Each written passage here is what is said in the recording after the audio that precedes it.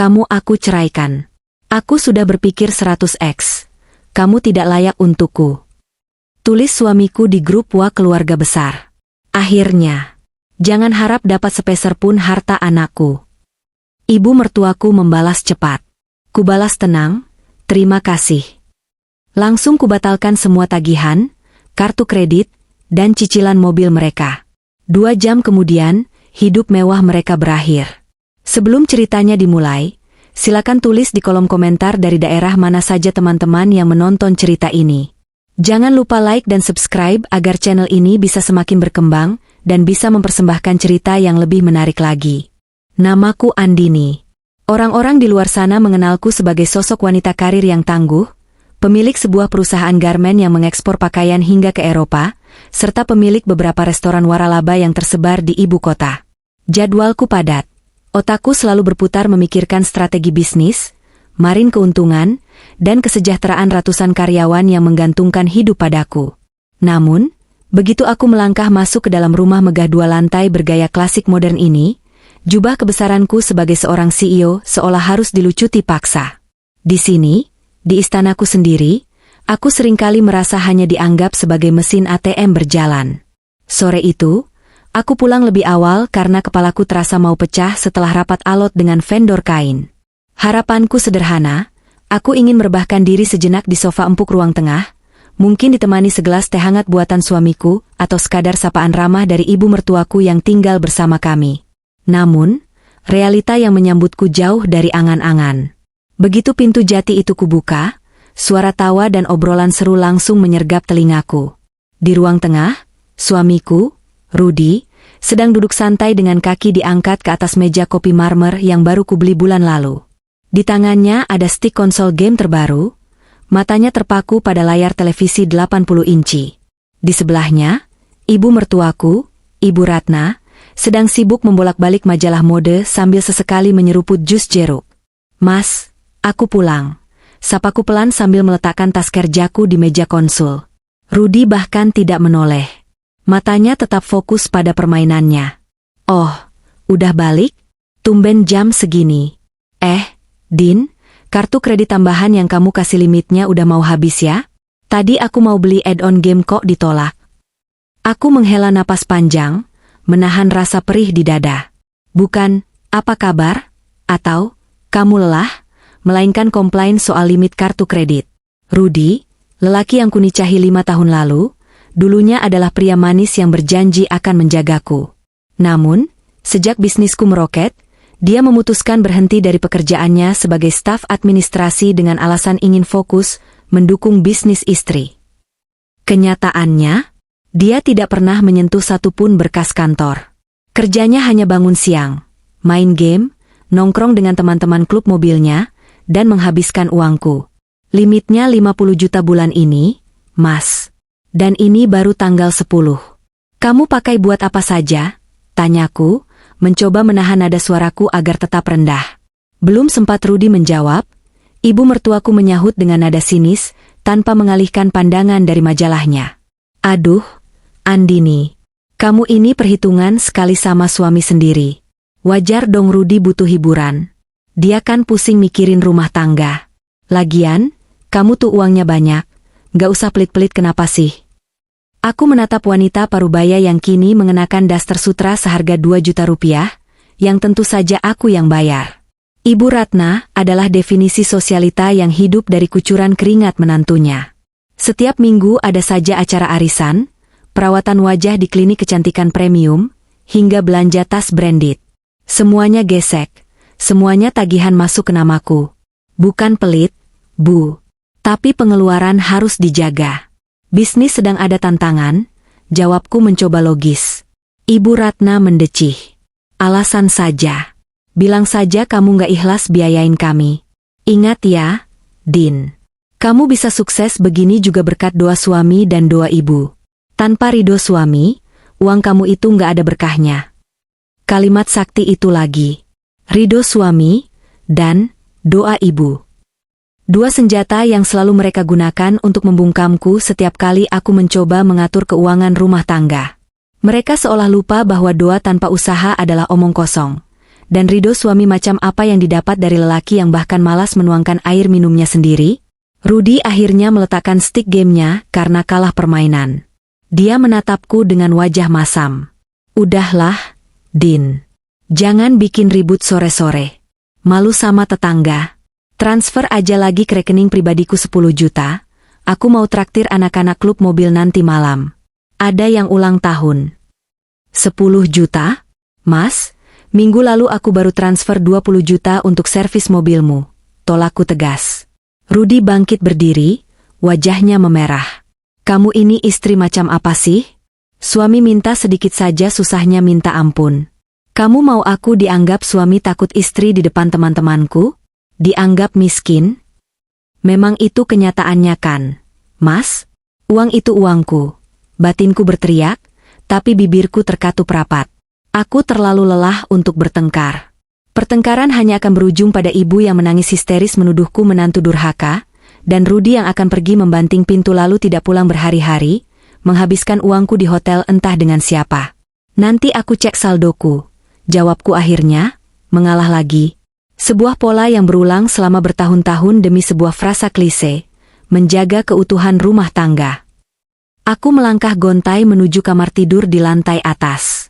Saat melewati mereka, aku mendengar bisikan ibu pada Rudy. Tuh kan, harus digituin dulu baru mau ngasih. Istrimu itu memang keras kepala, harus sering-sering dikasih pelajaran biar tahu posisi. Ingat, Ruth, laki-laki itu pemimpin. Jangan mau diinjak istri cuma karena dia yang cari duit. Aku menutup pintu kamar dan bersandar di baliknya. Mataku terasa panas. Sampai kapan aku harus bertahan memelihara dua benalu ini di punggungku? Aku mencintai Rudy, atau setidaknya, aku mencintai kenangan tentang Rudy yang dulu. Tapi Rudy yang sekarang hanyalah parasit yang berlindung di balik ketiak ibunya dan dompet istrinya. Malam itu, aku tertidur dengan perasaan hampa. Tidak menyadari bahwa kesabaranku yang setipis tisu itu sebentar lagi akan diuji oleh badai yang sesungguhnya. Badai yang justru akan menjadi titik balik kebebasanku. 1 minggu setelah kejadian di ruang tengah itu, aku harus pergi keluar kota untuk meninjau pembukaan cabang restoran baru di Surabaya. Jadwalku sangat padat. Sejak mendarat pagi buta, aku langsung maraton meeting dengan manajer area, mengecek dapur, hingga melatih para pramusaji. Tubuhku rasanya remuk redam. Malam harinya, jarum jam di dinding kamar hotel sudah menunjuk angka 11. Aku masih duduk di depan laptop, memeriksa laporan keuangan bulanan yang baru saja dikirim oleh staf akuntingku via email. Mataku sudah berair karena terlalu lama menatap layar, dan secangkir kopi di mejaku sudah dingin tak tersentuh. Keheningan kamar hotel bintang 5 ini seharusnya menenangkan. Tapi entah kenapa, perasaanku tidak enak sejak sore tadi. Jantungku berdebar lebih kencang tanpa alasan yang jelas. Ting, ting, ting. Ponselku yang tergeletak di samping laptop berbunyi bertubi-tubi. Notifikasi WhatsApp. Aku melirik sekilas. Itu dari grup keluarga besar Rudy. Grup yang isinya adalah keluarga dari pihak suamiku. Ada paman, bibi, sepupu, dan tentu saja Rudy serta ibu mertuaku. Biasanya grup ini sepi, atau hanya berisi broadcast pesan bijak dari paman-paman Rudy yang sudah sepuh. Tumben sekali ramai di jam segini. Awalnya aku ingin mengabaikannya dan lanjut bekerja. Tapi notifikasi itu terus masuk tanpa henti, membuatku penasaran. Kuraih ponsel itu dengan tangan pegal. Saat aku membuka kunci layar dan masuk ke aplikasi hijau itu, mataku terbelalak. Nafasku tercekat di tenggorokan. Pesan paling atas dikirim oleh suamiku, Rudy. Bukan pesan biasa, tapi sebuah paragraf panjang dengan huruf kapital semua, seolah dia sedang berteriak melalui teks. Rudy, Tengi, dengar semua. Saya sudah tidak tahan lagi. Malam ini saya umumkan bahwa saya menjatuhkan talak pada Andini. Saya sudah berpikir 100x, dan keputusan saya bulat. Kamu, Andini, sudah tidak layak menjadi istri saya. Kita pisah. Duniaku seakan berhenti berputar sejenak. Aku membaca pesan itu sekali lagi. Dan sekali lagi. Memastikan aku tidak salah baca atau sedang bermimpi buruk. Dia menceraikanku? Lewat grup WhatsApp? Di depan seluruh keluarga besarnya? Jari-jariku gemetar, tapi aku terus menggulir layar ke bawah. Rudy melanjutkan ketikannya. Rudy, suami, alasannya jelas. Kamu terlalu sibuk dengan duniamu sendiri. Kamu tidak pernah melayani suami dengan benar. Rumah tangga ini sudah tidak sehat karena egomu yang terlalu tinggi. Istri itu tugasnya di rumah, melayani suami, bukan keluyuran cari uang sampai lupa kodrat. Aku butuh wanita yang bisa menghormatiku, bukan yang merasa lebih hebat dariku. Aku tertawa getir membaca tuduhan itu. Tidak melayani? Siapa yang membayar semua tagihan? Siapa yang membelikan dia mobil? Siapa yang memberangkatkan ibunya umroh tahun lalu? Keluyuran cari uang? Jika aku tidak bekerja, mereka mau makan apa? Batu? Rasa sakit yang tadi menghujam ulu hatiku perlahan berubah menjadi rasa mual yang menjijikkan. Namun, yang membuat darahku benar-benar mendidih adalah pesan balasan yang muncul tepat di bawah pesan Rudy. Ibu Ratna, mertua, mengirim stiker orang tertawa lepas. Akhirnya kamu sadar juga, nak? Alhamdulillah. Keputusan yang sangat tepat. Ibu sudah bilang dari dulu, perempuan seperti Andini itu pembawa sial, cuma menang duit doang tapi nggak punya akhlak sama suami. Usir saja dia. Cari yang lebih nurut, yang lebih muda, yang lebih pantas mendampingi kamu. Jangan khawatir, ibu dukung 1000%. Lalu muncul balasan dari sepupu Rudy yang selama ini sering meminjam uang padaku tapi tak pernah bayar. Sepupu Rudy? Wah, sabar ya Mas Rudy. Memang susah kalau punya istri yang lebih dominan. Semangat Mas, cari yang solehah aja. Air mataku yang tadi sempat menggenang, mendadak kering. Tidak ada setetes pun yang jatuh. Kesedihan itu menguap begitu saja, digantikan oleh sebuah kesadaran yang dingin dan tajam. Selama ini aku buta. Aku bertahan demi sebuah ilusi keluarga bahagia, sementara mereka di belakangku sudah merencanakan ini semua. Tunggu dulu. Kenapa Rudy begitu berani? Dia tidak punya penghasilan tetap. Dia tidak punya tabungan. Kenapa dia berani menceraikan sumber dananya? Firasatku mengatakan ada sesuatu yang lain. Tanganku dengan cepat membuka aplikasi galeri, mencari screenshot yang pernah dikirim oleh sopir pribadiku seminggu lalu. Sebuah foto Rudy sedang makan siang mesra dengan seorang wanita muda di sebuah kafe. Waktu itu aku menepisnya, berpikir positif bahwa itu mungkin teman lamanya. Tapi sekarang, kepingan puzzle itu menyatu. Rudy pasti berpikir dia bisa mendapatkan harta gono gini. Dia dan ibunya pasti berpikir bahwa aset-aset yang kami tempati adalah harta bersama yang bisa dibagi dua. Ah, betapa bodohnya mereka. Betapa naifnya para benalu ini. Aku menatap layar laptopku yang masih menyala, menampilkan grafik keuntungan perusahaan. Lalu aku menatap ponselku yang masih terus bergetar dengan pesan-pesan dukungan keluarga Rudy untuk menceraikanku. Aku tidak layak, gumamku pelan di kamar hotel yang sunyi itu. Suaraku terdengar asing, penuh dengan kekuatan baru yang menakutkan. Baiklah, Mas Rudy, Ibu Ratna. Jika aku tidak layak untuk kalian, maka uangku, fasilitas dariku, dan kenyamanan yang kalian nikmati selama ini, juga tidak layak untuk kalian. Aku tidak butuh waktu lama untuk meratapi nasib. 5 tahun pernikahanku mungkin sia-sia secara emosional, tapi tidak secara hukum. Aku bukan wanita bodoh yang menyerahkan segalanya begitu saja. Aku menarik napas dalam-dalam, menegakkan punggungku, dan mulai mengetik balasan di grup itu. Ini bukan sekadar balasan pesan. Ini adalah tombol pemicu bom waktu yang akan meledakkan kehidupan nyaman mereka. Mereka memulai perang ini, dan aku pastikan, akulah yang akan mengakhirinya. Malam ini juga, tanganku masih memegang ponsel. Layar yang menyala menampilkan deretan kalimat yang seharusnya menghancurkan hidup seorang wanita. Kalimat talak itu tertulis jelas, kaku, dan tanpa perasaan. Di bawahnya, sorak-sorai dukungan dari keluarga suamiku berbaris rapi, seperti pasukan yang sedang merayakan kemenangan perang. Seharusnya, di detik ini aku menangis. Seharusnya, aku melempar ponsel ini ke dinding, lalu meringkuk di sudut kasur hotel sambil meratapi nasib pernikahan yang sudah kubangun dengan darah dan air mata selama 5 tahun terakhir. Tapi anehnya, air mata itu tidak ada. Rasa sesak yang tadi sempat mampir kini lenyap tak berbekas, digantikan oleh kehampaan yang aneh, lalu perlahan berubah menjadi ketenangan yang dingin. Sangat dingin. Rasanya seperti baru saja meletakkan beban seberat 1 ton dari pundakku. Aku menarik napas panjang, menghirup aroma lavender dari diffuser kamar hotel, lalu mengembuskannya perlahan. Otak bisnisku mulai bekerja. Jika ini adalah negosiasi kontrak yang gagal, maka aku harus segera memutus kerugian, cut loss. Rudy bukan lagi suamiku, dia adalah aset beracun, toksik aset, yang harus segera dilikuidasi. Jemariku menari di atas layar ponsel. Aku tidak mengetik pembelaan diri. Aku tidak mengetik pertanyaan, kenapa? Atau memohon, jangan ceraikan aku, Mas. Tidak.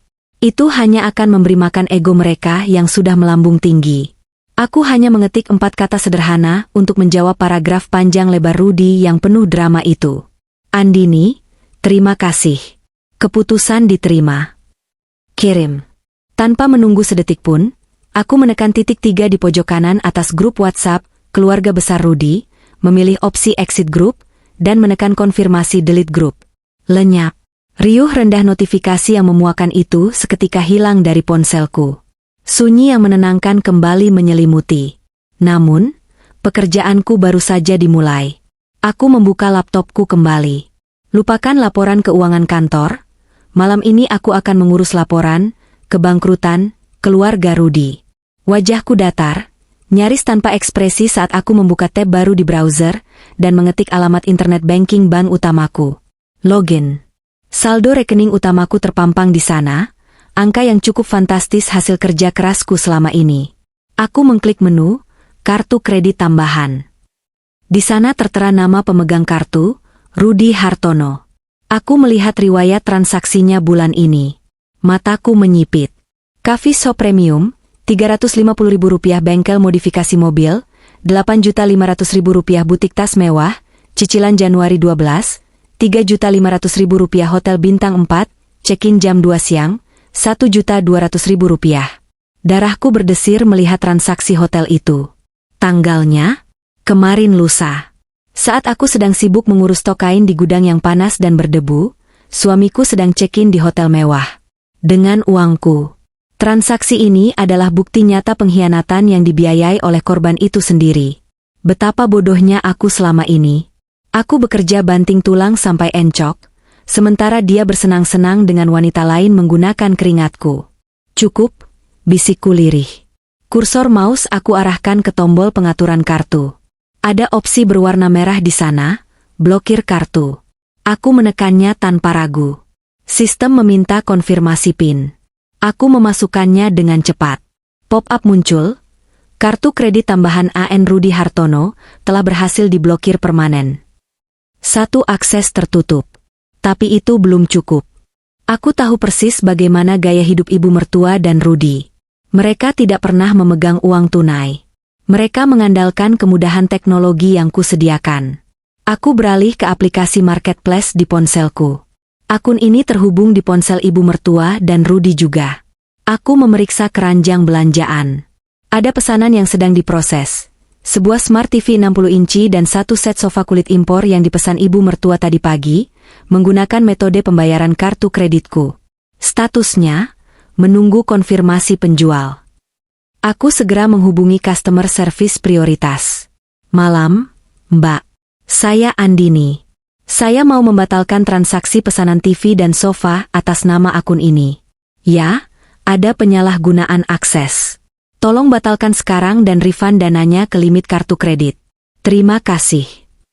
Selesai. TV dan sofa impian Ibu Ratna tidak akan pernah sampai. Kemudian, aku mengubah password akun marketplace tersebut dan memilih opsi Log out from all devices, keluar dari semua perangkat.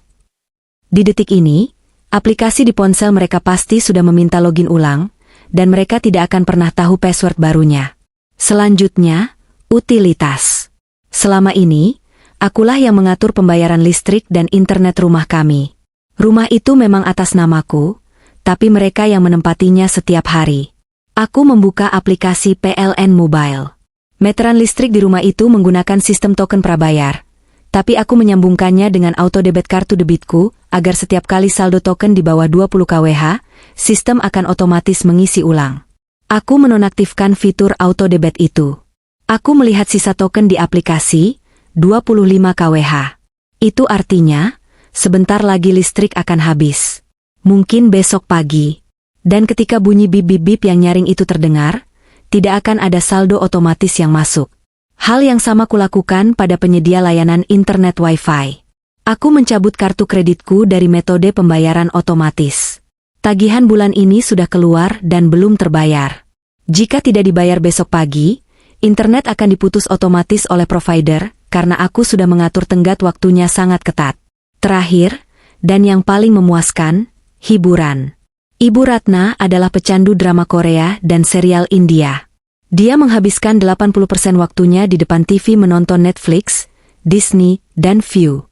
Semua akun itu menggunakan email dan kartu kreditku. Aku membuka satu persatu layanan streaming tersebut di laptop. Account settings, sign out of all devices, change password. Dalam hitungan menit, akses hiburan mereka musnah. Layar TV di rumah itu akan menampilkan kotak login yang kosong. Aku menyandarkan punggung ke kursi kerja. Jam menunjukkan pukul 1 dini hari. Mataku lelah, tapi hatiku puas. Aku seperti jenderal perang yang baru saja memutus jalur logistik musuh sebelum serangan fajar.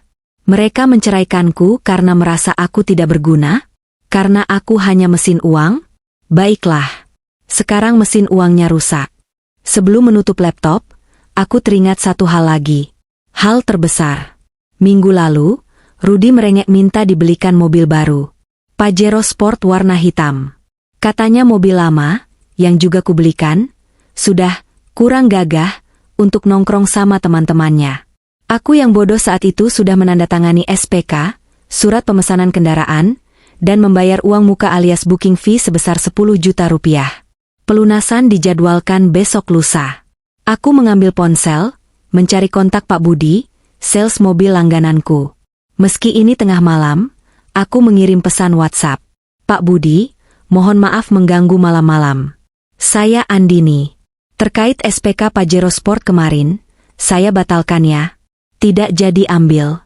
Uang tanda jadinya hangus tidak apa-apa. Tolong jangan hubungi suami saya, langsung batalkan saja dari sistem Bapak besok pagi. Terima kasih.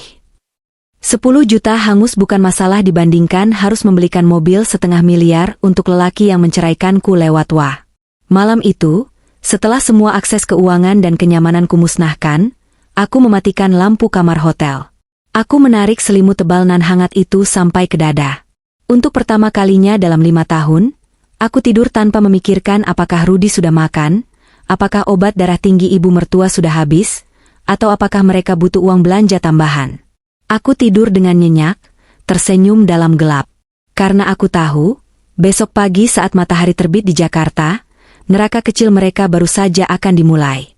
Cahaya matahari pagi Surabaya yang hangat menyelinap masuk melalui celah tirai kamar hotel, membangunkanku dengan lembut.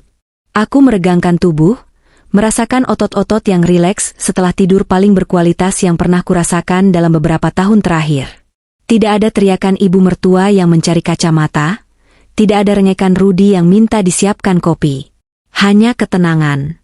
Aku meraih ponsel di nakas. Pukul 7 pagi. Layar ponselku penuh sesak. Ada 48 panggilan tak terjawab, Miss Seth Charles. 30 dari suamiku, yang belum sempat kuganti namanya di kontak. 15 dari ibu mertua, dan 3 dari nomor rumah. Selain itu, ada puluhan notifikasi pesan WhatsApp yang masuk. Aku tidak membukanya, hanya mengintip dari bar notifikasi. Pesan-pesan itu bervariasi, mulai dari kebingungan hingga amarah. Rudy, Din, kok Netflix logout sendiri? Rudy, Din, password wifi apa? Kok enggak connect?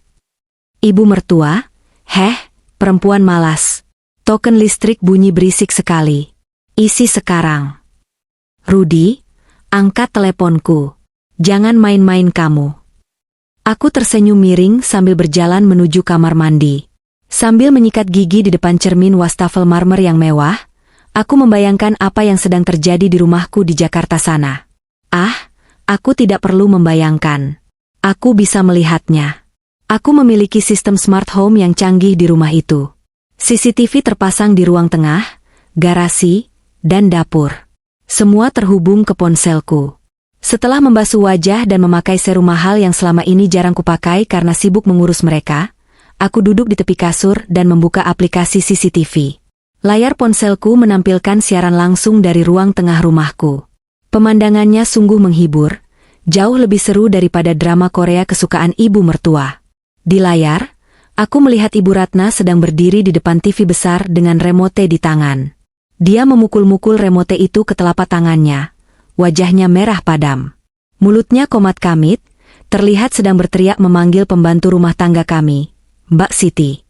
Aku bisa menebak dia sedang marah karena drama paginya terputus. Tulisan di layar TV itu pasti, incorrect password. Please login. Tak lama kemudian, Rudy muncul di layar. Dia masih memakai celana pendek boxer, rambutnya acak-acakan. Dia memegang ponselnya dengan frustrasi. Dia terlihat mondar-mandir di ruang tengah, mencoba mencari sinyal. Dia pasti sedang mencoba menggunakan paket datanya sendiri, tapi aku tahu kuota Rudy selalu habis di pertengahan bulan buat main game online, dan biasanya dia langsung minta ditransfer untuk beli paket data. Sekarang, tidak ada transferan. Tiba-tiba, Rudy membanting bantal sofa ke lantai. Dia menunjuk-nunjuk ponselnya ke arah Ibu Ratna. Mereka terlihat berdebat. Lalu, sebuah notifikasi dari aplikasi perbankan muncul di bagian atas layarku, menutupi sebentar tampilan CCTV. Transaction declined. Starbucks Coffee, Rp145.000. Reason, card blocked. Aku tertawa kecil. Rupanya Rudy mencoba memesan kopi mahal via ojek online, menggunakan kartu kredit tambahan yang sudah kublokir semalam. Kasihan sekali abang ojolnya kalau orderan sudah dibuat tapi pembayaran ditolak. Tapi untungnya sistem aplikasi biasanya menolak di awal sebelum pesanan diproses driver. Rudy pasti malu setengah mati karena aplikasinya menolak metode pembayaran andalannya. Aku kembali fokus ke CCTV. Adegan berikutnya lebih kacau. Lampu gantung kristal di ruang tengah tiba-tiba mati. TV mati. Kipas angin mati. CCTV-ku beralih ke mode night vision, hitam putih. Sejenak sebelum mati karena koneksi internet di rumah juga putus total seiring matinya listrik. Rupanya token listriknya sudah benar-benar habis Rp0. Aku bisa membayangkan suara alarm meteran listrik itu. Titit-titit. Titit-titit. Suaranya sangat nyaring dan menusuk telinga. Tetangga di komplek elit tempat kami tinggal sangat sensitif dengan polusi suara. Membiarkan alarm token berbunyi lebih dari 10 menit adalah aib sosial di sana. Biasanya aku selalu mengisi sebelum bunyi. Tapi kali ini, biarkan saja nyanyian kemiskinan itu menghibur telinga mereka. Ponselku kembali bergetar. Kali ini Rudy menelepon lagi. Aku membiarkannya berdering sampai mati, lalu dia menelepon lagi. Dengan santai, aku mengangkatnya. Halo, sapaku dengan nada datar, seolah tidak terjadi apa-apa. Andini, kau gila ya? Suara Rudy meledak di seberang sana. Saking kerasnya aku harus menjauhkan ponsel dari telinga. Kenapa semua mati? Listrik mati. Internet mati. Kartu kreditku nggak bisa dipakai. Kamu apakan? Loh? Tanyaku dengan nada dibuat-buat bingung. Mas lupa? Tadi malam kan Mas Rudy bilang di grup, kalau Mas sudah menceraikan aku. Mas bilang aku nggak layak. Mas bilang aku nggak usah ngurusin Mas lagi. Ya tapi nggak begini caranya, teriak Rudy, suaranya bercampur antara panik dan gengsi. Kita belum resmi cerai di pengadilan. Kamu masih punya kewajiban biayain kebutuhan rumah. Salah, Mas, potongku tajam. Kewajiban menafkahi itu ada pada suami, bukan istri. Selama ini aku yang menafkahi karena aku kasihan. Tapi karena Mas sudah menjatuhkan talak dan mengusirku secara halus, maka aku berhenti. Lagi pula, Mas kan laki-laki, pemimpin, kepala keluarga. Masa beli token listrik 50.000 saja harus minta sama istri yang tidak layak ini? Hening sejenak di seberang sana. Hanya terdengar suara napas Rudy yang memburu dan sayup-sayup suara alarm token listrik yang terus menjerit, titit-titit. Din, jangan main-main. Ibu kepanasan, AC mati semua.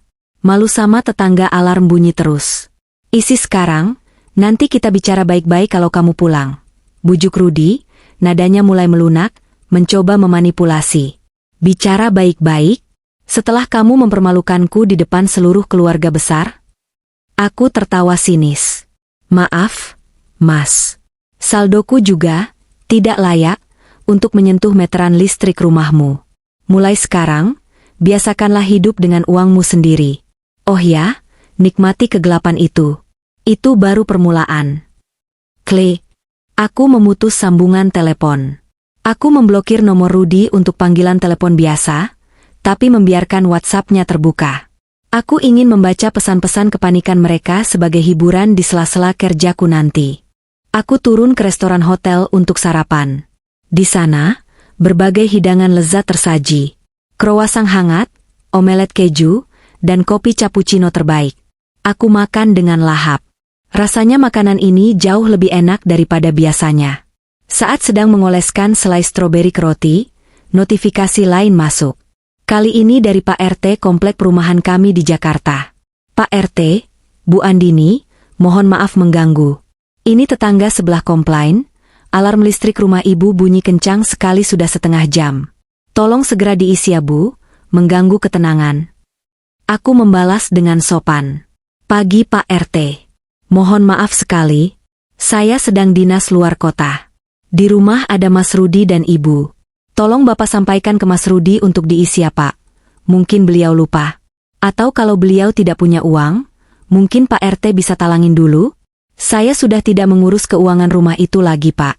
Terima kasih. Aku tersenyum membayangkan Pak RT, yang terkenal tegas dan tidak suka basa-basi, mengetuk pintu rumah dan menegur Rudy. Rudy yang gengsinya setinggi langit itu, pasti akan merasa seperti ditelanjangi jika Pak RT tahu dia tidak punya uang sepeser pun untuk beli token listrik. Kehancuran finansial adalah satu hal. Tapi kehancuran harga diri sosial? Itu adalah hukuman yang jauh lebih menyakitkan bagi orang-orang narsis seperti Rudy dan ibu mertua. Dan ini baru pagi hari. Mereka belum tahu kejutan apa yang menunggu mereka sore nanti saat debt collector datang. Selamat menikmati hari pertama di dunia nyata, sayangku. Dunia di mana uang tidak jatuh dari langit, dan istri yang kau hina ini adalah satu-satunya payung yang selama ini melindungimu dari hujan badai. Payung itu kini telah kututup. Langit Surabaya sore itu berwarna jingga kemerahan, seindah perasaan damai yang menyelimuti hatiku. Aku sedang duduk santai di lounge keberangkatan bandara, menunggu penerbangan pulang ke Jakarta. Segelas jus jeruk segar ada di tanganku, dan untuk pertama kalinya, aku tidak buru-buru mengecek jam tangan karena takut terlambat menyiapkan makan malam untuk Raja dan Ratu di rumah. Namun, ketenangan itu terusik bukan oleh suara pengumuman bandara, melainkan oleh getaran ponselku yang tak henti-hentinya. Kali ini bukan dari Rudy atau ibu mertua, melainkan dari Pak Asep, satpam komplek perumahan kami. Halo, Pak Asep. Ada apa sore-sore telepon? Tanyaku santai. Suara Pak Asep terdengar panik, setengah berbisik. Waduh, Bu Andini. Gawat, Bu. Di depan rumah ibu ada keributan. Ada 3 orang berbadan besar, kayaknya debt collector atau orang leasing, Bu. Mereka gedor-gedor pagar kencang sekali. Mas Rudy sama Bu Ratna nggak mau keluar, tapi orang-orang itu teriak-teriak nagih cicilan. Aku tersenyum tipis. Rupanya bom waktu kedua sudah meledak lebih cepat dari perkiraanku. Biarkan saja, Pak Asep. Jangan ikut campur dulu, kecuali kalau ada kekerasan fisik. Nanti kalau Mas Rudy minta tolong, bilang saja Bapak tidak berani karena urusan pribadi. Jawabku tenang. Baik, Bu. Tapi tetangga pada keluar semua, Bu. Malu juga dengarnya. Mereka teriak soal motor sport sama berlian, lapor Pak Asep lagi. Aku menutup telepon dan segera membuka aplikasi CCTV di ponselku. Benar saja. Di layar kecil itu, aku melihat pemandangan yang sangat memalukan sekaligus memuaskan.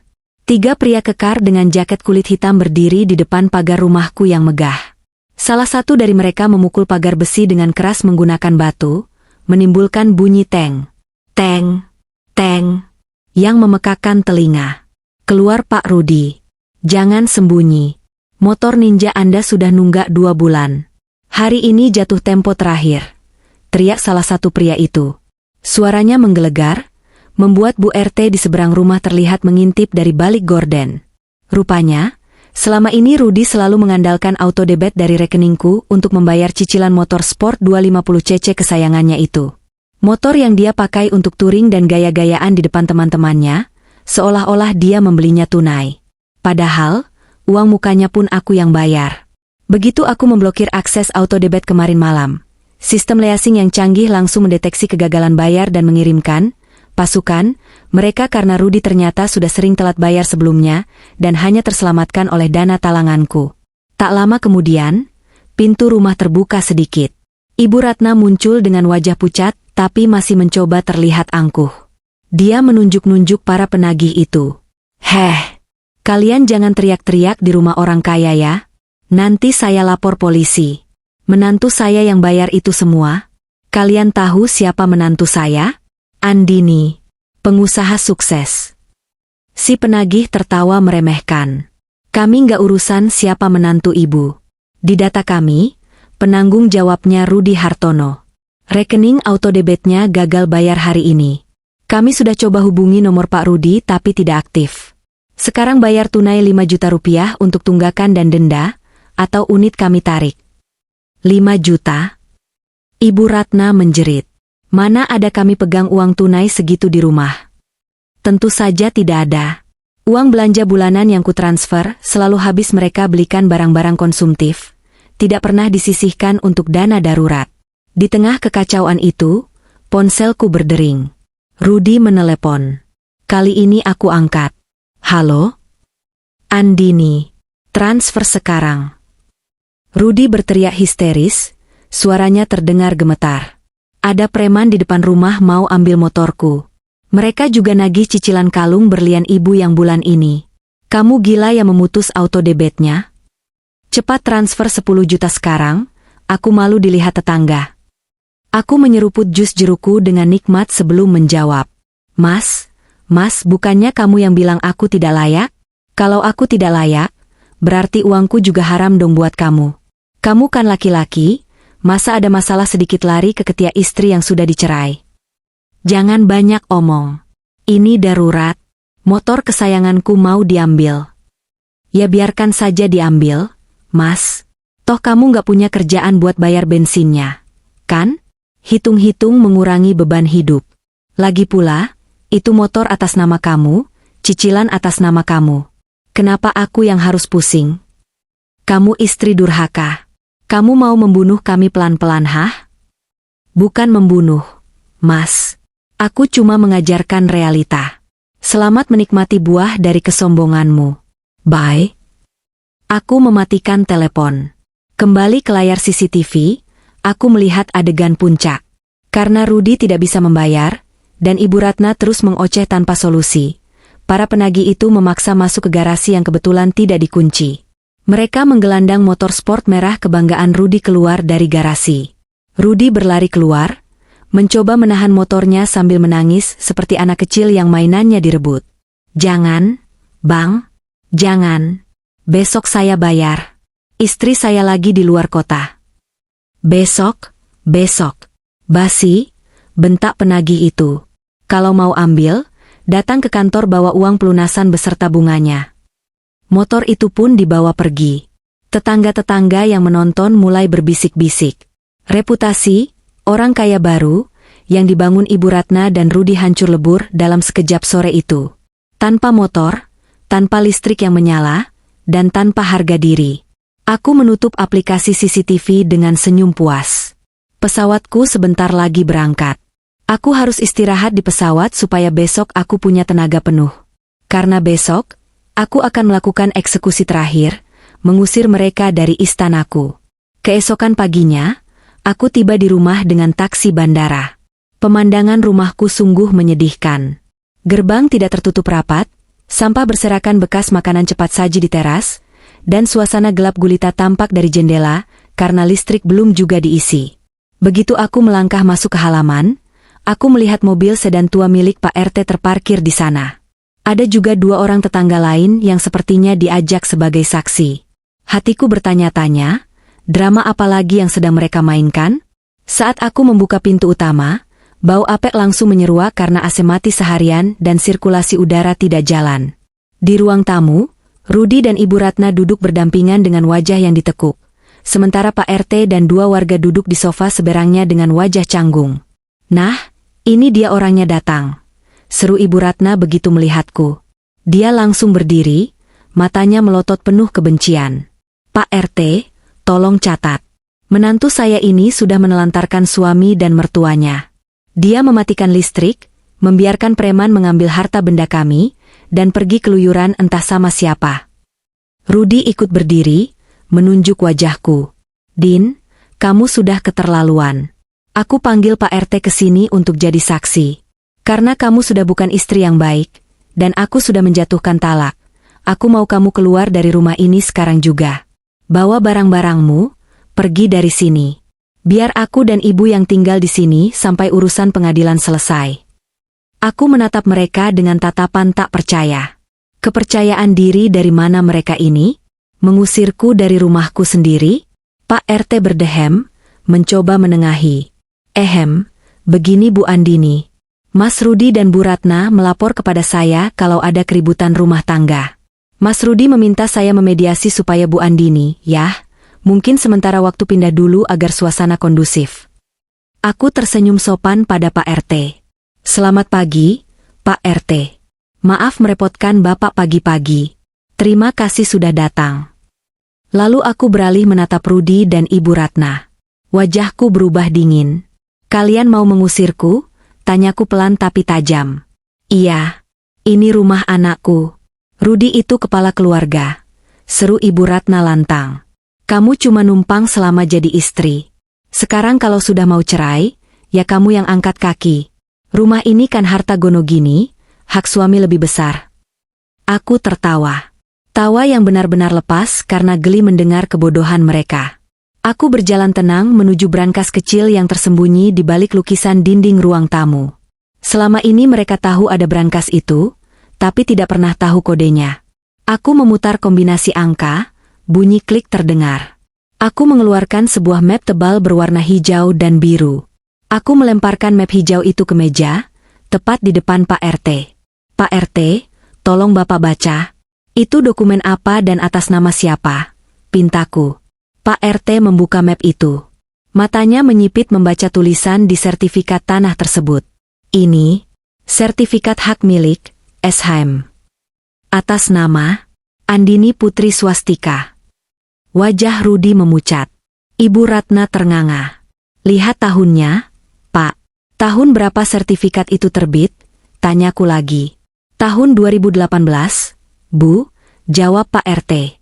Nah, aku berbalik menghadap Rudi. "Kita menikah tahun 2020, Mas. Rumah ini aku beli cash 2 tahun sebelum aku kenal sama kamu, pakai uang hasil kerja kerasku sendiri. Ini bukan harta gono gini. Ini harta bawaan. Secara hukum, 100% milikku. Kamu tidak punya hak seujung kuku pun atas ubin yang kamu injak itu." Rudi mundur selangkah, lututnya tampak lemas. Tapi kan kita sudah menikah 5 tahun, masa tidak ada hakku?" "Nol," jawabku singkat. Lalu aku melempar map biru. Itu BPKB mobil Alphard yang ada di garasi dan mobil Honda Jazz yang biasa dipakai ibu ke pasar. "Coba lihat atas nama siapa." Pak RT membukanya lagi. Dua-duanya atas nama Bu Andini Putri Swastika. "Terima kasih, Pak RT," ucapku. Aku mengambil kembali dokumen-dokumen itu dan mendekapnya di dada. "Jadi, faktanya adalah, kalian menumpang di rumah saya. Kalian memakai mobil saya. Kalian makan dari uang saya." Aku menatap Ibu Ratna yang kini terduduk lemas di sofa. Wajah sombongnya lenyap digantikan ketakutan yang nyata. "Kalian bilang aku tidak layak, kan? Kalian mau mengusirku? Silakan. Tapi ingat, sertifikat ini bicara lain," kataku tegas. Aku melihat jam tanganku. Pukul 9 pagi. Aku beri kalian waktu 24 jam. Besok pagi jam 9, rumah ini harus sudah kosong dari barang-barang kalian. Angkat kaki dari sini. Bawa baju-baju kalian. Jangan bawa satupun barang elektronik atau perabot yang aku beli. Kalau besok jam 9 kalian masih di sini, aku akan panggil polisi dengan tuduhan penyerobotan lahan dan properti. "Din, Andini." Rudi mencoba meraih tanganku, suaranya bergetar hebat. Jangan begini, Din. Kita bicara baik-baik. Aku cuma emosi kemarin. Aku tarik ucapan talakku. Kita rujuk ya? Aku nggak bisa hidup tanpa kamu, maksudku, tanpa kita bersama. Aku menepis tangannya kasar. Bukan nggak bisa hidup tanpa aku, Mas. Tapi nggak bisa hidup miskin, kan? Pak RT, kataku beralih pada ketua lingkungan yang tampak canggung itu. Mohon Bapak jadi saksi ultimatum saya ini. 24 jam dari sekarang. Jika mereka membuat keributan saat keluar, saya mohon bantuan keamanan komplek. Pak RT mengangguk cepat. Baik, Bu Andini, saya mengerti.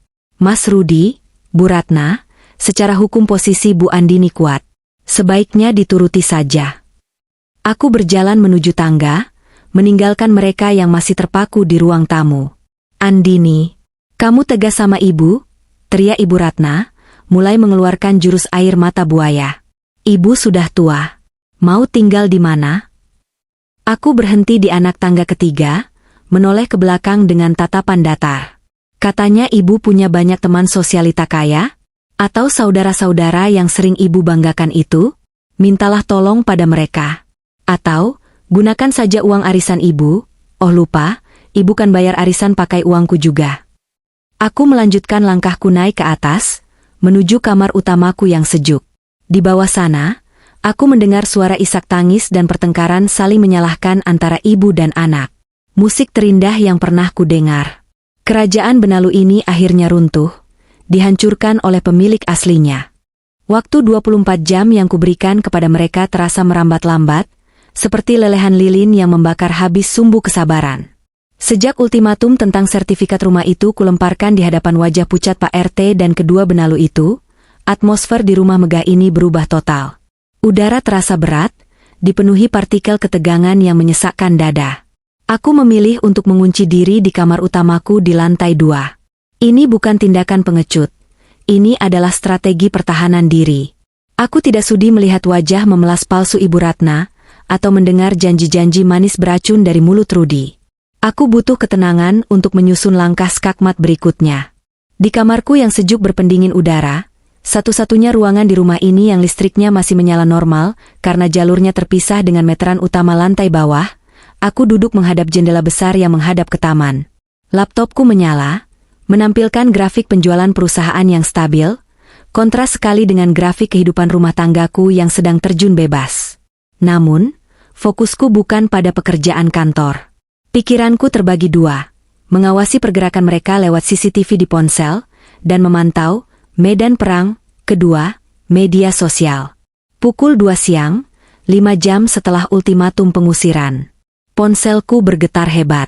Sebuah notifikasi dari Instagram muncul. Itu dari akun Tante Sari, salah satu teman sosialita Ibu Ratna yang sebenarnya lebih sering menjadi musuh dalam selimut.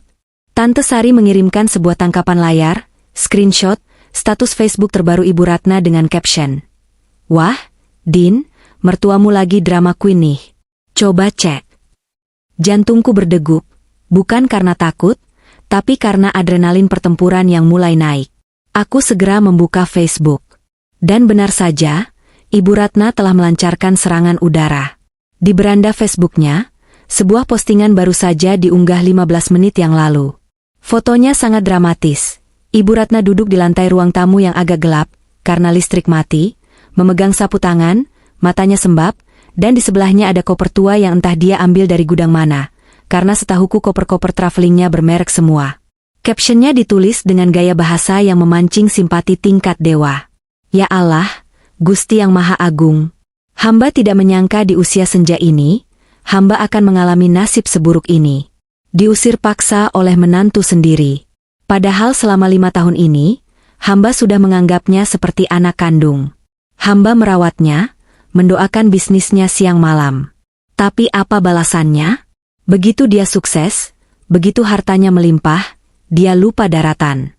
Suami sendiri diceraikan, mertua tua renta diusir seperti kucing kurap. Listrik dimatikan, air diputus, kami dibiarkan kelaparan dalam kegelapan. Ternyata benar kata orang, harta bisa mengubah manusia menjadi iblis berhati batu. Mohon doanya teman-teman, semoga kami kuat menghadapi cobaan dari wanita yang merasa bisa membeli segalanya dengan uang ini. Menantu durhaka, air susu dibalas air tuba kezaliman. Aku membaca tulisan itu sambil menggelengkan kepala, takjub dengan kemampuan manipulasinya. Ibu Ratna adalah sutradara yang gagal, skenarionya terlalu klise tapi efektif untuk orang awam. Kolom komentar di bawahnya mulai banjir. Astagfirullah, yang sabar ya Jeng Ratna. Kualat itu menantunya nanti. Serius Jeng? Padahal kelihatannya kalem lo menantunya. Ternyata sadis ya. Viralkan saja, Bu, biar usahanya bangkrut. Orang sombong harus dikasih pelajaran. Ya ampun, tega banget mematikan listrik orang tua. Nggak takut azab. Darahku mendidih. Panasnya merambat dari ulu hati hingga ke telinga. Mereka tidak tahu apa-apa. Mereka tidak tahu siapa yang membayar tagihan rumah sakit saat Ibu Ratna operasi batu empedu di rumah sakit VIP. Mereka tidak tahu siapa yang melunasi utang judi almarhum bapak mertua dulu. Mereka tidak tahu siapa yang membelikan Rudi mobil agar dia tidak kehujanan. Dan sekarang, aku dibilang iblis? Aku menarik napas panjang, menahan dorongan impulsif untuk membalas dengan caci maki. Tidak, Andini. Kamu adalah pebisnis profesional. Kamu tidak bertarung dengan emosi. Kamu bertarung dengan data. Kamu menghancurkan lawan dengan fakta, bukan dengan drama. Aku membuka folder khusus di laptopku yang kuberi nama, Evidence of Parasites. Folder ini sudah kusiapkan sejak lama, mungkin secara tidak sadar, sebagai insting pertahanan diri. Di dalamnya tersimpan rapi ratusan bukti digital yang selama ini kusembunyikan demi menjaga aib keluarga. Tapi karena mereka sudah membuka aib ini ke publik, maka aku tidak punya kewajiban moral lagi untuk melindunginya. Langkah pertamaku, menggali bukti pemicu. Aku mengambil tangkapan layar percakapan WhatsApp malam itu. Pesan Rudi yang arogan, "Kamu aku ceraikan. Kamu tidak layak untukku." Dan balasan Ibu Ratna, "Akhirnya kamu sadar. Nak, usir dia." Langkah kedua, menggali bukti finansial. Aku masuk ke internet banking, mengunduh mutasi rekening 3 tahun terakhir. Aku menggunakan fitur highlight untuk menandai setiap transfer ke rekening Rudi dan Ibu Ratna. Transfer, 25 juta rupiah, uang belanja ibu. Transfer, 15 juta rupiah, jatah Rudi. Pembayaran kartu kredit Rudi, 45 juta rupiah, tagihan clubbing modif mobil. Total angka itu mencapai miliaran rupiah. Langkah ketiga, bukti aset. Aku memfoto sertifikat rumah dan BPKB mobil yang semuanya atas namaku. Tanggal pembeliannya tertera jelas, 2018. 2 tahun sebelum aku menikah dengan Rudi. Setelah semua amunisi siap, aku mulai merangkai bom nuklir media sosialku. Aku tidak akan memposting di Facebook yang isinya hanya ibu-ibu arisan. Aku akan memainkannya di Instagram dan Twitter, X, tempat di mana netizen lebih kritis dan ganas terhadap ketidakadilan, lalu membagikannya ulang ke Facebook untuk membungkam mulut teman-teman Ibu Ratna. Aku mengetik caption dengan hati-hati. Singkat, padat, dan menusuk. Judulnya, Realita di Balik Drama, ketika Benalu merasa menjadi pemilik pohon. Slide 1, bukti chat talak. Saya diam bukan karena salah, tapi karena saya masih menjaga marwah suami. Tapi ketika fitnah, menantu durhaka, disebar, izinkan fakta berbicara. Siapa yang menceraikan siapa? Siapa yang bilang saya tidak layak? Silakan baca sendiri chat dari korban yang terhormat ini. Slide 2, bukti hasutan mertua. Siapa yang menyuruh mengusir saya? Ibu Ratna yang terhormat, di chat ini Anda tertawa dan menyuruh anak Anda mengusir saya. Sekarang ketika saya menuruti permintaan cerai anak Anda dan meminta rumah saya kembali, kenapa Anda yang berteriak dizalimi? Slide 3/4, mutasi rekening gaya hidup. Dibilang air susu dibalas air tuba? Berikut adalah mutasi rekening saya ke mereka selama 3 tahun. Total 3,2 miliar rupiah untuk gaya hidup mereka. Tas branded, mobil, perawatan wajah, hingga uang rokok suami, 100% dari keringat saya. Apakah ini definisi menelantarkan? Slide 5, sertifikat rumah. Rumah yang mereka tempati adalah aset yang saya beli tahun 2018, jauh sebelum menikah. Jadi, ketika mereka menceraikan saya, secara hukum dan logika, siapa yang harus keluar dari rumah ini? Aku menekan tombol post. Jariku sedikit gemetar, bukan karena ragu, tapi karena aku tahu, setelah tombol ini ditekan, tidak ada jalan kembali. Ini adalah deklarasi perang total. 1 jam kemudian, efeknya seperti ledakan bom atom. Notifikasi ponselku berbunyi terus-menerus tanpa jeda, sampai-sampai ponselku terasa panas. Like, komen, share, dan repost mengalir deras seperti air bah. Netizen Indonesia, yang terkenal sebagai detektif paling jeli di dunia maya, langsung bekerja. Mereka menganalisis bukti-bukti itu. Angin simpati yang tadinya bertiup ke arah Ibu Ratna, kini berbalik menjadi badai topan yang menghantam wajah mereka. Akun gosip besar mulai merepost utas buatanku. Judul-judul clickbait bermunculan, viral. Istri Sultan ceraikan suami Mokondo, mertua playing victim kena skakmat bukti transfer miliaran. Komentar-komentar netizen sungguh kejam namun memuaskan dahagaku akan keadilan. Gila ah, itu laki kerjaannya apa? Dikasih 15 juta sebulan cuma buat jajan? Terus masih berani nyerain istri? Definisi tidak tahu diri level dewa. Bu Ratna, balikin tuh tas Hermes KW-nya. Malu sama postingan Facebook. Tim istri sah. Mbak Andini, jangan kasih kendor. Usir mereka sampai ke akar-akarnya. Sumpah gue bacanya emosi. Udah numpang, belagu, fitnah lagi. Penjarain aja sekalian Mbak atas pencemaran nama baik. Sementara itu, di lantai bawah, aku bisa mendengar keributan yang semakin menjadi-jadi. Rupanya, Ibu Ratna baru menyadari serangan balikku. Teriakan histerisnya terdengar sampai ke lantai 2, menembus pintu kamarku yang tebal. Rudy, lihat ini, istrimu gila. Dia menyebarkan aib kita. Lihat komentar orang-orang. Mereka memaki-maki ibu. Akun ibu diserang ribuan orang. Aku tersenyum tipis, membuka aplikasi CCTV untuk melihat pertunjukan itu. Ibu Ratna sedang melempar bantal sofa ke arah Rudy. Wajahnya merah padam, air mata, kali ini asli, mengalir deras di pipinya yang penuh kerutan. Ponselnya terus berbunyi, mungkin telepon dari teman-temannya yang merasa tertipu atau justru ingin mencemooh. Rudy terlihat duduk di lantai dengan kepala tertunduk, menjambak rambutnya sendiri. Dia tampak frustrasi. Bu, diam dulu. Aku juga pusing. Mawar memblokirku. Teman-teman klub mobil mengeluarkanku dari grup. Ah, Mawar. Selingkuhan Rudy. Bagian ini juga menarik untuk diceritakan. Tadi sore, sebelum aku memposting bukti-bukti itu, aku mendapat laporan dari mata-mataku, Dina, asisten pribadiku yang sangat setia. Dina melaporkan bahwa Rudy terlihat di sebuah restoran steak mahal di Jakarta Selatan bersama seorang wanita muda. Rudy rupanya mencoba melakukan manuver terakhir, meyakinkan selingkuhannya bahwa dia masih kaya raya dan akan segera mendapatkan harta gono gini dariku. Namun, drama di restoran itu berakhir tragis bagi Rudy. Saat itu, postinganku mulai viral. Pelayan restoran bahkan berbisik-bisik melihat Rudy. Dan puncaknya adalah ketika Mawar, yang merupakan influencer Instagram wannabe, melihat notifikasi yang menteg namanya, netizen sudah berhasil menemukan akun Mawar. Dina menceritakan padaku via telepon dengan nada geli, Bu Andini, ibu harus lihat tadi. Si Mawar mukanya langsung berubah jijik pas lihat postingan ibu.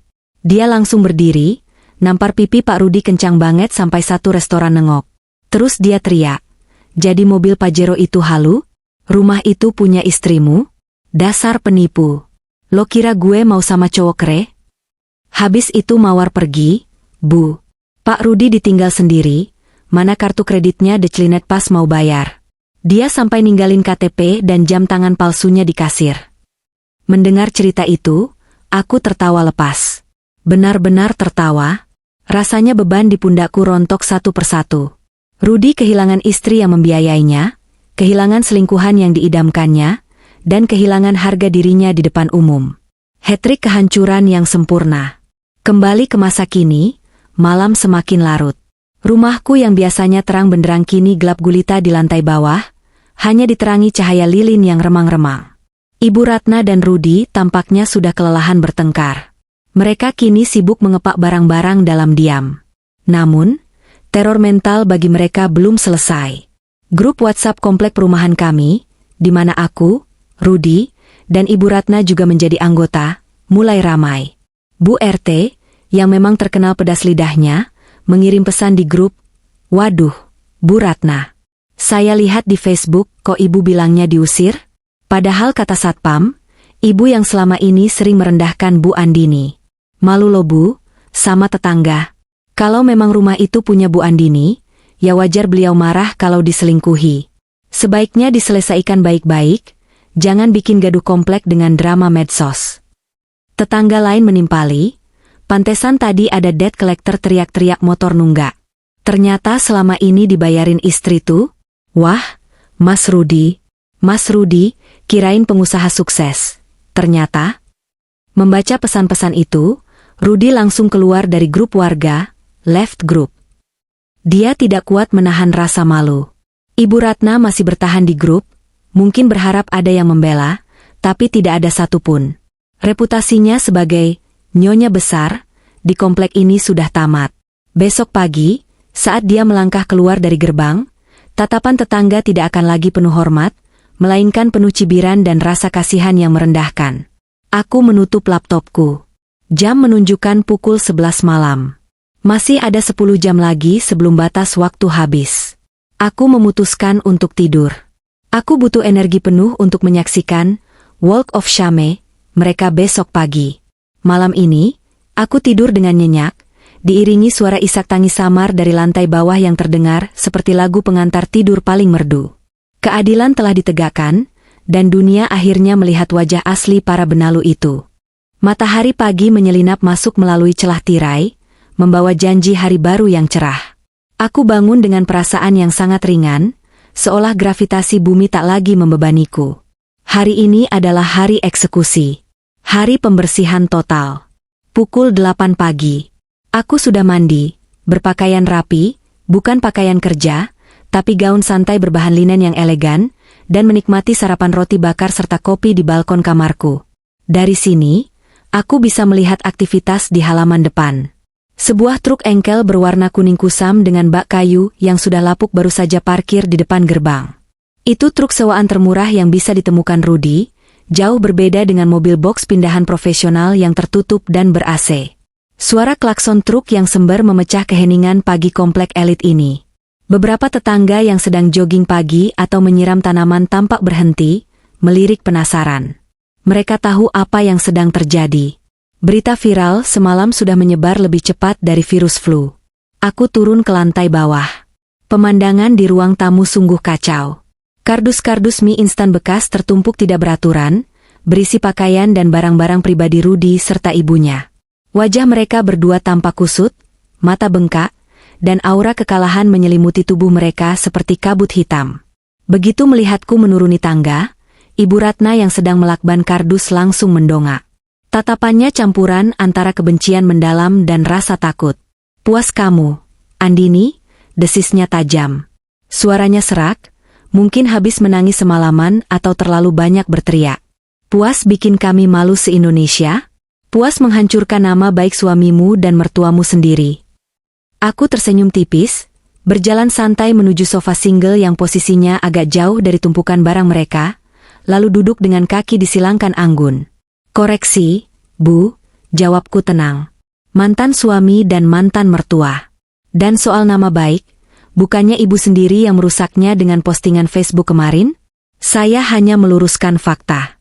Kalau fakta itu menghancurkan kalian, berarti fondasi hidup kalian memang rapuh karena dibangun di atas kebohongan." Rudi muncul dari arah dapur membawa satu kardus lagi. Dia membanting kardus itu ke lantai dengan kasar. "Jangan banyak omonglah, Din. Kita udah mau pergi. Nggak usah ceramah." "Bagus," kataku sambil melirik jam tangan Rolexku. "Masih ada 45 menit sebelum jam 9. Silakan angkut barang-barang kalian. Tapi ingat aturan mainnya, hanya barang pribadi.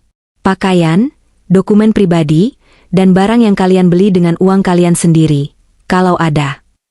Proses pengangkutan barang ke truk menjadi tontonan yang memalukan. Rudy, yang biasanya selalu tampil necis dengan kemeja slim fit dan sepatu loafer, kini harus memanggul kardus-kardus berat dengan keringat bercucuran. Tidak ada pembantu yang membantunya. Aku sudah meliburkan Mbak Siti dan sopir hari ini agar mereka tidak perlu terlibat dalam drama ini. Ibu Ratna mencoba mengangkat sebuah koper besar, tapi tenaganya tidak kuat. Dia menoleh ke arahku, berharap aku akan luluh dan membantu. Tapi aku tetap duduk diam, menyesap kopiku. Aduh, pinggang ibu. Rudy, bantuin ibu. Jangan diam saja, teriaknya. Rudy hanya mendengus kesal sambil menyeret koper itu dengan kasar.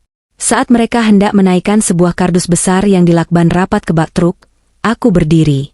Instingku tajam. Kardus itu terlihat mencurigakan.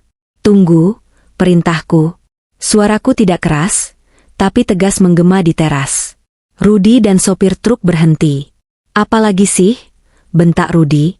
Buka kardus itu. Saya mau periksa, kataku sambil menunjuk kardus mie instan itu. Ini cuma baju-baju ibu. Serga Ibu Ratna panik, badannya mencoba menghalangi kardus itu. Kamu jangan keterlaluan ya, sampai celana dalam mertua mau diperiksa juga. Pak Satpam, panggilku pada 2 petugas keamanan komplek yang memang sudah kuminta standby di depan pagar sejak pagi. Tolong bantu bapak ini membuka kardus itu. Saya curiga ada pencurian aset. Mendengar kata pencurian, wajah Ibu Ratna memucat. Satpam mendekat dengan sigap. Rudy mencoba menahan, tapi kalah tenaga. Lakban dibuka paksa. Isi kardus itu terkuak. Bukan baju. Di dalamnya, terbungkus dengan kain-kain bekas, terdapat 1 set silverware, peralatan makan perak, antik warisan nenekku, sebuah vas kristal bohemian yang kubeli saat lelang di Singapura seharga puluhan juta, dan, ini yang paling menggelikan, mesin kopi espresso portable milikku. Para tetangga yang menonton dari balik pagar mulai berbisik-bisik riuh. Ya ampun, mau maling juga ternyata. Itu kan vas mahal, masa mau dibawa kabur? Memalukan banget si Bu Ratna. Wajah Ibu Ratna merah padam, seolah ditampar bolak-balik. Rudy menunduk dalam-dalam, tidak berani menatapku. Wah, ujarku sambil mengambil vas kristal itu. Sejak kapan baju ibu terbuat dari kaca kristal? Ini namanya pencurian, Bu. Kriminal. Ibu mau saya panggil polisi sekarang, atau ibu keluarkan semua barang yang bukan hak ibu? Ambil semuanya. Makan tuh kristal. Teriak Ibu Ratna histeris sambil melempar sendok perak itu kembali ke dalam kardus. Dasar pelit. Perhitungan. Nanti kuburanmu sempit. Andini. Lebih baik kuburan sempit daripada hidup dari hasil mencuri. Balasku dingin. Akhirnya, setelah penyortiran yang memalukan di depan umum, barang-barang curian itu diamankan. Truk itu kini hanya berisi pakaian dan barang rongsokan tak berharga. Tepat pukul 9. Rudy dan Ibu Ratna naik ke kabin truk yang sempit. Mereka harus duduk berhimpitan bertiga dengan sopir truk yang merokok kretek. Tidak ada AC. Kaca jendela dibuka lebar, memperlihatkan wajah mereka yang basah oleh keringat dan air mata kehinaan. Rudy menatapku untuk terakhir kalinya sebelum truk jalan. Ada tatapan penyesalan di sana, tapi tertutup oleh ego yang masih tinggi. Awas kamu, Din. Kamu bakal nyesel buang aku. Laki-laki itu pemimpin, kamu gak akan bahagia tanpa suami. Aku tertawa renyah. Mas, aku sudah bahagia sejak detik ini. Selamat jalan. Hati-hati di jalan, semoga shock breaker truknya kuat menahan beban dosa kalian. Mesin truk menderu kasar, menyemburkan asap hitam pekat, lalu bergerak perlahan meninggalkan pelataran rumahku. Aku melihat punggung truk itu menjauh, melewati pos satpam, dan akhirnya menghilang di tikungan jalan. Saat itu juga, rasanya seperti ada beban ratusan kilo yang diangkat dari dadaku. Aku menarik napas dalam-dalam. Oksigen di sekitar rumah ini terasa lebih bersih, lebih segar, dan lebih manis. Aku berbalik menatap rumahku. Rumah megah yang selama 5 tahun ini terasa seperti penjara, kini kembali menjadi istana. Mbak Siti, panggilku. Asisten rumah tanggaku yang sedari tadi bersembunyi di garasi keluar dengan takut-takut. Iya, Bu. Panggil jasa cleaning service profesional. Saya mau seluruh rumah ini disterilkan. Cuci semua gorden, cuci semua sofa, pel semua lantai dengan disinfektan. Dan satu lagi, kamar bekas Ibu Ratna, keluarkan kasurnya, bakar atau sumbangkan. Saya mau kamar itu direnovasi jadi ruang gym dan yoga pribadi saya. Mulai hari ini. Baik, Bu. Siap? Jawab Mbak Siti dengan wajah sumringah. Dia pun pasti lega karena majikan yang cerewet dan suka memerintah itu sudah pergi. Hari-hari berikutnya adalah masa keemasan bagiku. Tanpa beban finansial untuk membiayai 2 parasit, arus kas keuanganku menjadi sangat sehat. Aku bisa mengalokasikan dana untuk ekspansi bisnis, membuka 2 cabang restoran baru, dan yang terpenting, memanjakan diriku sendiri. Aku pergi ke spa setiap akhir pekan, mengambil kursus melukis, dan bahkan sempat berlibur sendirian ke Swiss menikmati pegunungan Alpen, tanpa ada yang merengek minta dibelikan oleh-oleh mahal. Aku belajar bahwa kebahagiaan wanita bukan terletak pada status bersuami, melainkan pada kemerdekaan hati dan pikiran. Aku merasa utuh kembali. Namun, hukum keseimbangan alam itu nyata. Jika di sini aku sedang naik ke puncak, di sana mereka sedang terperosok ke dasar jurang. Informasi tentang nasib Rudi dan Ibu Ratna terus mengalir ke telingaku, entah dari tetangga yang kebetulan melihat atau dari teman lama. Mereka tinggal di sebuah kontrakan petak di daerah pinggiran kota yang padat, kumuh, dan rawan banjir. Kontrakan itu hanya seukuran 3x4 meter. Atap asbesnya bocor kalau hujan, membuat mereka harus tidur sambil memeluk ember. Dindingnya tipis, sehingga suara pertengkaran tetangga sebelah terdengar jelas setiap malam. Kamar mandinya di luar, harus antre dengan penghuni lain.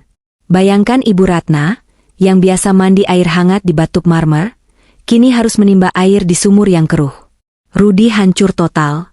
Tanpa ijazah sarjana yang mumpuni, dulu dia lulusan Universitas Ruko yang akreditasinya tidak jelas, dan tanpa pengalaman kerja nyata, selain gaya-gayaan di kantorku, dia tidak laku di pasar tenaga kerja.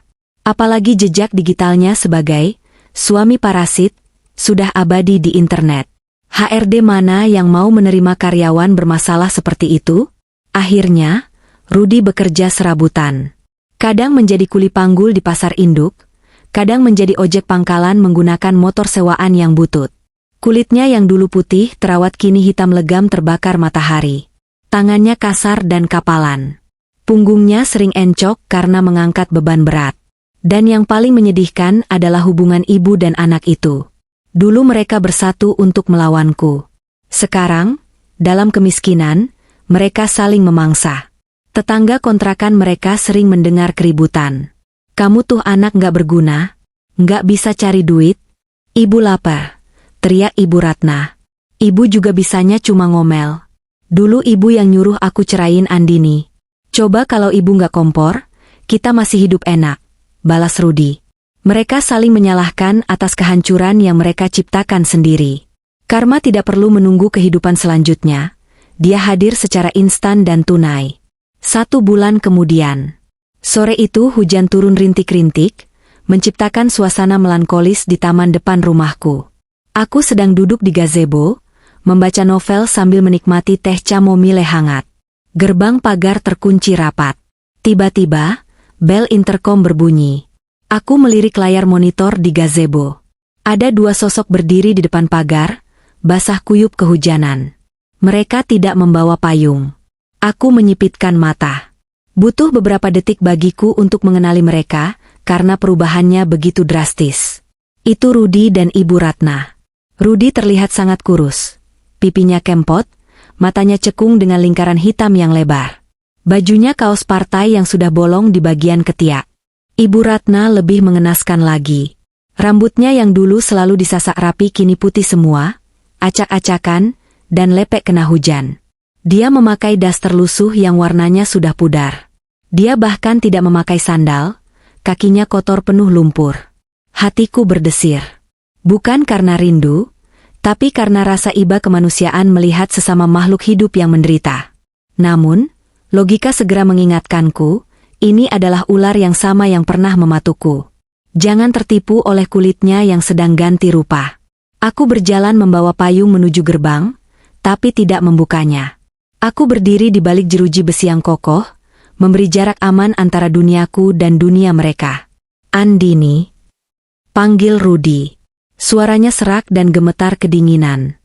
Din, tolong buka pintunya. Ibu Ratna langsung menjatuhkan dirinya ke aspal yang basah, bersujud memegang jeruji pagar. Dia menangis meraung-raung. Andini, mantuku sayang, maafkan ibu, nak. Ampuni ibu. Ibu hilaf. Ibu nggak kuat hidup di sana, nak. Panas, bau, banyak tikus. Ibu sakit-sakitan, nggak ada obat. Tolong ibu, nak. Biarkan kami masuk. Ibu rela tidur di lantai garasi, ibu rela jadi pembantu kamu seumur hidup, asal dikasih makan enak dan tempat teduh. Tolong, nak.